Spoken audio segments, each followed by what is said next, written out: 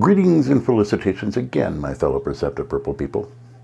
I wanted to take a few moments to talk with you about 1. Rendering. That is, removing someone unwillingly from one country to another without process.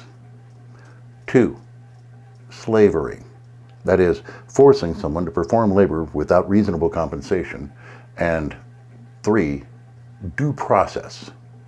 That is, the protection of the right to reasonable notice and the opportunity to challenge a government's actions prior to said actions occurring.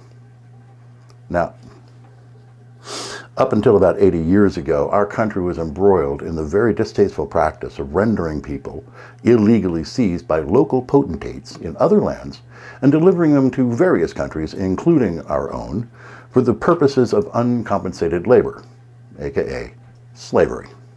As a fun fact, many of these poor souls ended up as slaves in El Salvador. Now, this immoral practice was maintained with extraordinarily brutal forms of control systems that I won't get into details on here. This evil was an addictive vice that caused much misery and many, many grisly deaths, and that's before we even get to the Civil War. Some of the more astute of you may know that this is slavery's triangle: molasses to rum to Bibles and slaves. Oh yes, even our religious institutions were not immune to the evil of this practice. It tended to warp their point of view. Sounds familiar. Anyway, what does this have to do with now? It seems we have a president rendering persons from our country without due process to determine if doing so is appropriate and legal to another country where they are subject to involuntary labor without reasonable compensation with an abusive control system in place. Now, in short, it's looking a lot like the United States of America is back in the slave trade. Only this time, Trump is not only the shipper, but the local potentate that's supplying the slaves as well. Now, here's the point for you MAGA types that think that this is okay. Before you all start thinking that as a natural-born U.S. citizen, you can't be swept up in this bullshit and literally kidnapped and sent into slavery in some other country all willy-nilly like, I would remind you that Trump's ICE-DCH people aren't using any due process whatsoever when they do these roundups. That's why the Supreme Court is tamping down on them. Somewhat.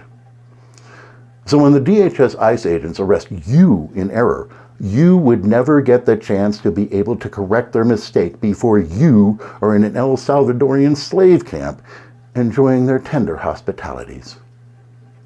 That is exactly why our founding fathers made due process a right in the Constitution. Governments fuck up all the time, even the good ones. If you don't have an impartial process in place to check on these things before they are done, such as due process in a court of law, the damages done can be incalculable and all too frequently irreversible.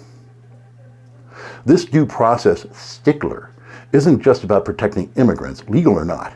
It's about protecting you, my friend, as a good old red-blooded American citizen.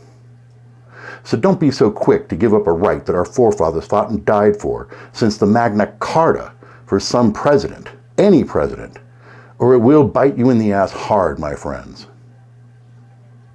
So what are your thoughts about this?